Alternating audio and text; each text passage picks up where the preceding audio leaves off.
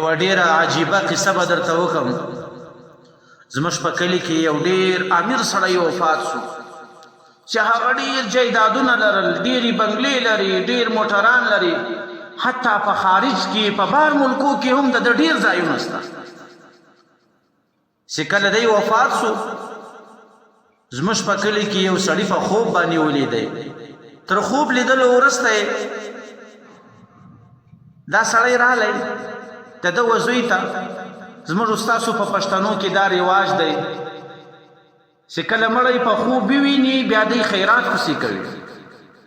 نو د ده وزوی ته یې وویل چې ما ستا بابا جان په خوب باندې ولیدی، ستا د پلار 2-3 کاله کېږي چې وفات شوی دی، ما په خوب باندې ولیدی، ته یو خیرات پسې وکړه. هغه زوی په جواب کې څه ورته وایي؟ وایي زما پلار خو څه اختری نه دی چې پر موږ باندې واجب دی موږ به هر کال په ده پسې خیراتونه کوو.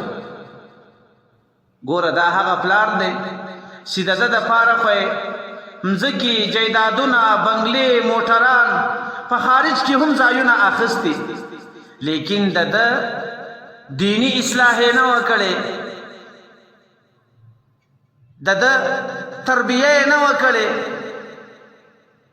نن هغه اولاد په جواب کې دا ورته وایي چې څه زما پلار خو اختری نه دی چې پر ما باندې واجب دی چې پر ده چې په ده پسې به زه هر وخت خیراتونه کوم.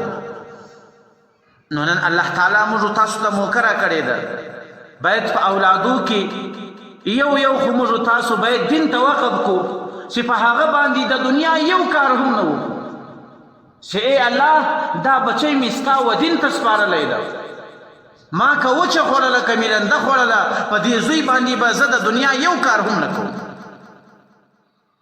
او تاسو بیا وګورئ د دغه یوه طالب د دې یوه بچي زوی به پر ټول کور باندې پروت دی. ځکه په حدیث مبارکو کې راځي چې نبی کریم صلی الله علیه وسلم ته یو صحابي راغلی،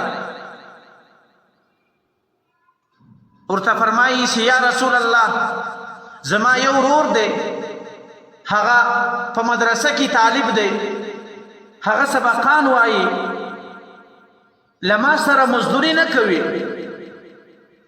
ای د الله رسوله ته وده ته ووایه چې ته هم لما سره مزدوري کوه، زموږ د کور ګزاره یو څه کمزورې ده. د الله رسول په جواب کې ورته فرمایي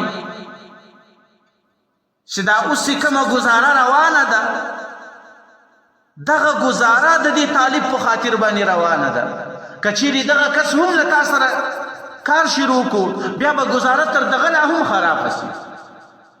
نو په کوم کور کې چې طالب وي هغه د الله تعالی د دین په زده کړه باندې اخته وي، د دې یوه طالب په خاطر باندې الله تعالی و هغه نورو ورونو ته هم روزي ورکوي.